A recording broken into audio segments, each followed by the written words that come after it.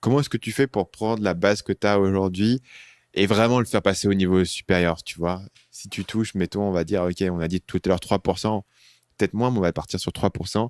Tu touches 3%, comment est-ce que tu fais x10 et tu touches 30% des gens, tu vois? C'est quoi ta stratégie ou c'est quoi ta vision sur les étapes que tu as besoin de franchir pour en arriver là? Bah, en fait, tu vois, là, comme je dis, on a deux projets en parallèle. On a le blog de ma femme et on a la salle des maîtres, la marketplace. Mais si j'ai bien Euh, compris, le blog de ta femme, il est limité de manière inhérente par le fait que euh, elle veut garder les trucs séparés, elle veut le faire elle-même, et donc oui. du coup, ça a une limitation en termes de volume que tu peux produire, j'imagine. Oui, parce qu'elle ne peut pas produire beaucoup plus de packs de jeux. Mais par contre, sur la croissance, en réalité, la croissance, elle est plus rapide parce que il y a des articles de contenu qui sont plus longs et finalement, les ressources qu'elle produit, elles sont vachement qualitatives. Et c'est tout. En fait, elle produit pas beaucoup. Tu vois, par exemple, je regardais la dernière fois, euh, je crois en 6 mois, elle avait écrit 4 articles de blog, tu vois. Hmm. Mais Mais il performe bien. ouais, c'était des bons articles qui performent bien, qui font à chaque fois beaucoup de visiteurs. Et nous, notre En stratégie, référencement, du coup, donc c'est du trafic trafic Google, evergreen qui continue à organique, tomber. voilà, Hmm. exactement.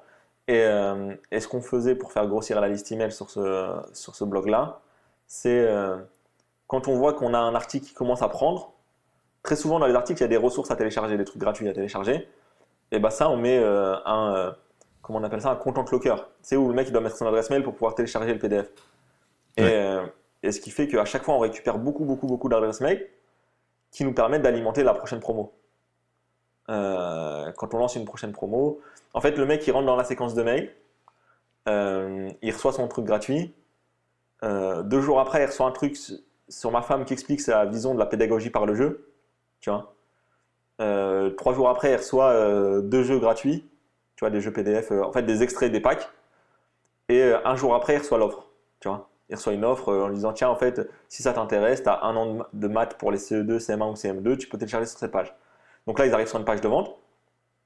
Soit ils achètent direct et ce qui nous fait un petit revenu récurrent tous les mois, soit ils n'achètent pas, mais ils savent qu'il y a un pack qui existe à 57 euros et que la prochaine fois, quand on leur propose qu'il est à 27 euros, la plupart du temps, ils achètent.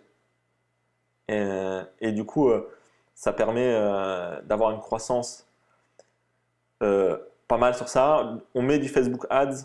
Et en fait, Facebook Ads, moi j'ai toujours eu peur de mettre beaucoup d'argent dans Facebook Ads. Je sais pas pourquoi. Tu vois. À chaque fois, j'ai une barrière psychologique.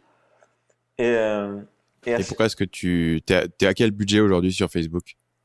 en fait, là actuellement, en récurrent, j'ai pas grand chose. Je dois avoir 10, enfin, non, un peu plus, 20 euros par jour, tu vois.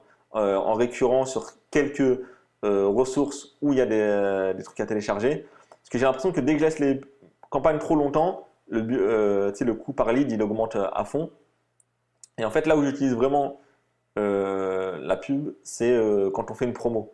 Quand on fait une promo, là, je mets une petite somme en retargeting. Je mets environ 100 euros par jour en retargeting pour que tous les visiteurs voient qu'il y a une promo.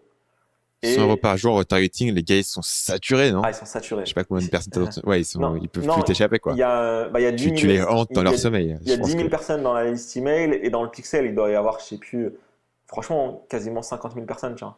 Donc, ouais. je pense que ça va. Et après, je mets de l'audience en lookalike.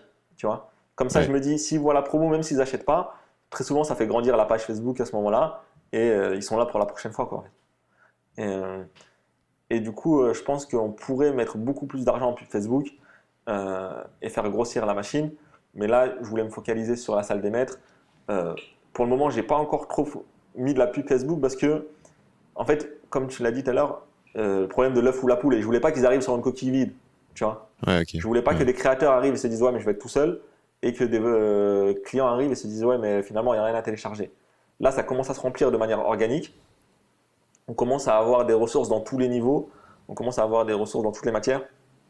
Donc, là, avant la rentrée, j'allais bombarder en Facebook Ads pour que non seulement les, euh, euh, les vendeurs trouvent, trouvent des clients, c'est-à-dire qu'ils fassent des ventes et génèrent des commissions, et aussi que les clients, quand ils viennent, ils trouvent plus de ressources. Et j'avais déjà fait ça sur. Parce que c'est compliqué de faire des Facebook Ads pour des produits en particulier parce que c'est des produits à 1 euro, 2 euros, 5 euros, tu vois.